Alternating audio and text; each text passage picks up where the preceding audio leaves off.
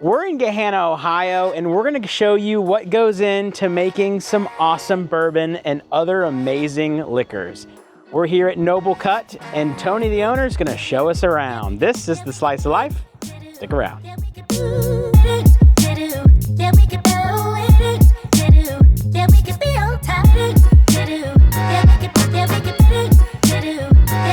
Wow, Tony, this place is huge. I was not expecting it to be this big. Yeah, this is the newest part of Noble Cut Distillery. This is our new bar, and then we also have all of our production in the back as well. So this is an additional 15,000 square foot that we just took over. We've intentionally made this more of a cocktail bar. Okay. Doing beer. We do carry beers. We actually only carry Ohio beers. Nice. Especially with the partners that we have in the brewing industry. So we have our cocktail menu, we have our cocktail bars, but then we also do cocktail classes and then a bunch of different cocktail focused events. Show me around. I can't wait to take a look. Yeah, so over here we have our bottle shop. You can actually come and buy a bottle of Noble Cut products. We do have a few that are distillery only, but we do have our limited edition limoncello, which won a multitude of awards. And then we also have our signature vodka and our Creekside bourbon. Our Creekside bourbon is what we are distilling today, so we can kind of sneak behind the scenes so you guys can see what that's like. All right, I can't wait to take a look at that. That's gonna be cool. Whoa, a whole pinball room? Oh my God, yeah, we do have pinball. This was here when we took over this property, but one of the things, we do have our pinball leagues. Our big one is on Thursday nights. We have anywhere between 20 and 50 pinballers come. A lot of different ones. Now, this one over here, I mean, that Dungeons and Dragon, I know that's like that's a rare one. That's a very rare one over there. From what I've been told is it's one of the few in the entire United States. Yeah, we did have a lady flying in from Washington, D.C. She brought a bag of quarters. She stayed for 2 days, flew in and flew out just to play that one Dungeons and Dragons pinball. That's dedication. Yes, it is.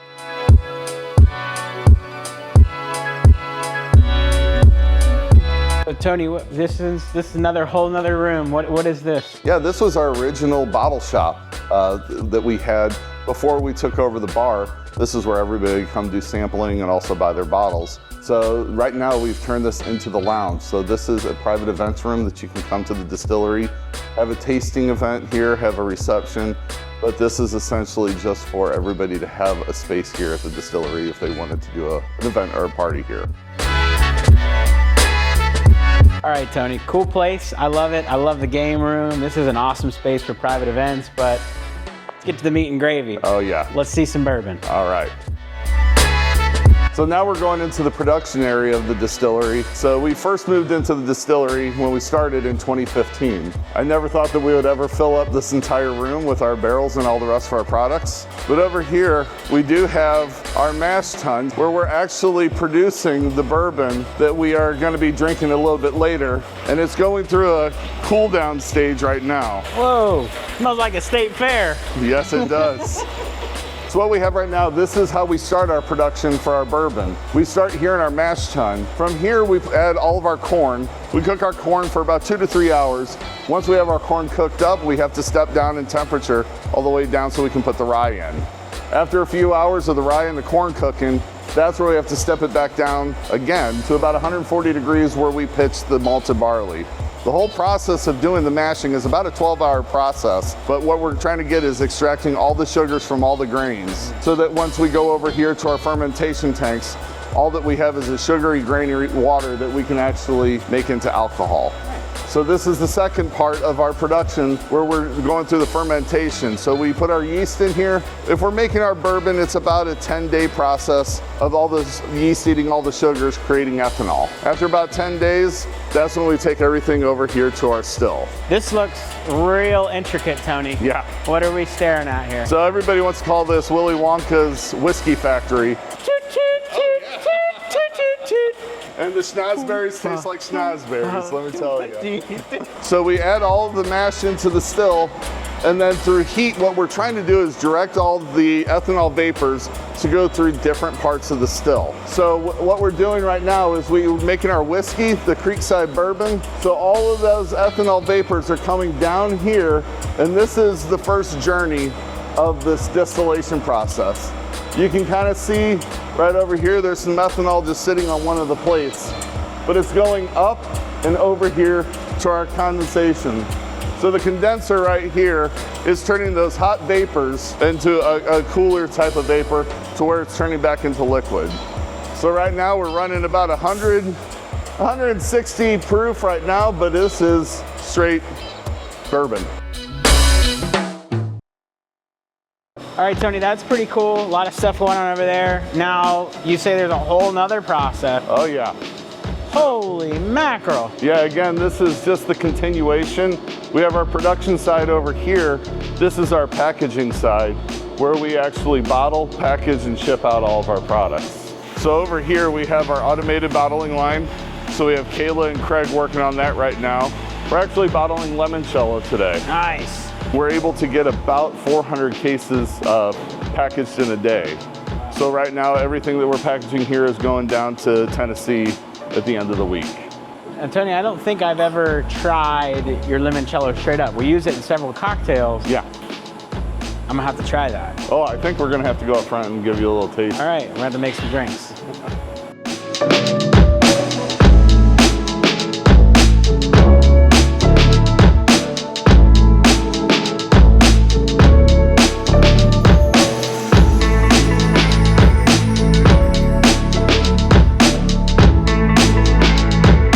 So anybody can come on Wednesdays through Saturdays from 12 to 10 and do a sampler tasting for $6 at the distillery. Well, Tony, good thing my car drives itself. So this is the Creekside Bourbon 5 years after it's been distilled. All right, I'm not I'm not much of a whiskey or bourbon drinker. This is gonna be interesting. Here we go.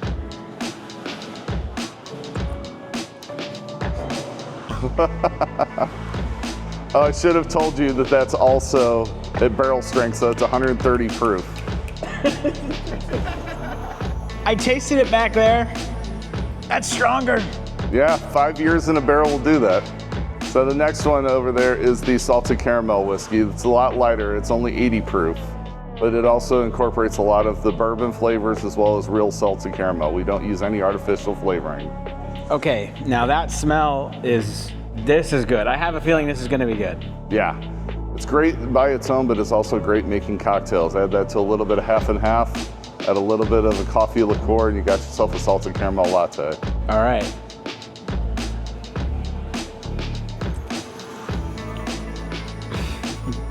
A little bit of a kick, but it's much more manageable. That actually would be really good with some like, Yeah. I don't know. I wouldn't say ice cream, but like, I don't know. I mean, like.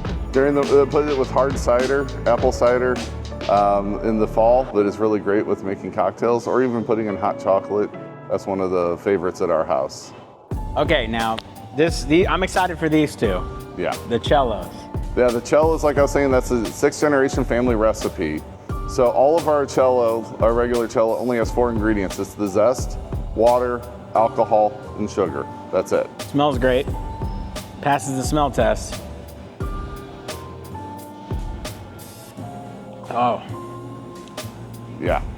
that's good. That's really smooth. Now I know why I like that cocktail we use that with. Yeah. So much. That's a good. Adds a lot of character with that citrus. You don't have to put additional alcohol into it because it is 80 proof. So we are being full proof. You don't need to add extra alcohol to make it taste good. Now the CMR cello. Cameron's the goat of Columbus, in my opinion. Yeah, so Cameron Mitchell, we make this for Valentina's. It's a melon basil limoncello. So this is only 60 proof. So going through some R&D with them, we found that 80 proof was a little bit too high to have that correct balance. So with this, we actually take the limoncello base that you already had, but we do an infusion with cantaloupe. And then whenever we're making our syrup, the sugar syrup, we're actually infusing basil in. So we use sweet Thai basil. I know it's not Italian, but that sweet Thai basil actually adds a lot of depth to the product itself. I'm sure you tried regular Italian basil, it just wasn't We cutting tried, was it just wasn't cutting it. That's what R&D is for.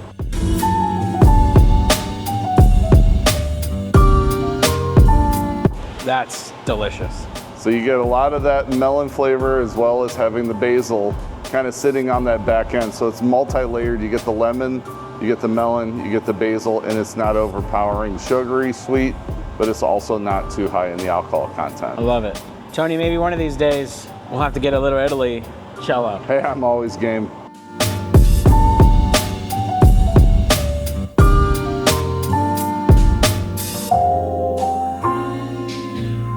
Well, Tony, thanks for having us out. Absolutely, happy to have you. Had a great time. I learned some things, tried some new stuff I haven't tried before. It's always great partnering with another local business who's, moving and shaking, trying new things, and I love seeing you guys grow, and I appreciate you, all the stuff you guys do for us and helping us put new cocktails on the menu and all that stuff. So yeah, really appreciate you having us out. Absolutely. Thank you so much for coming out, Avery. And you can find Noble Cut in your nearest liquor store in Ohio or at our restaurant. Our cocktail menu is littered with Noble Cut products. Till next time, this has been The Slice of Life. We'll see you next week.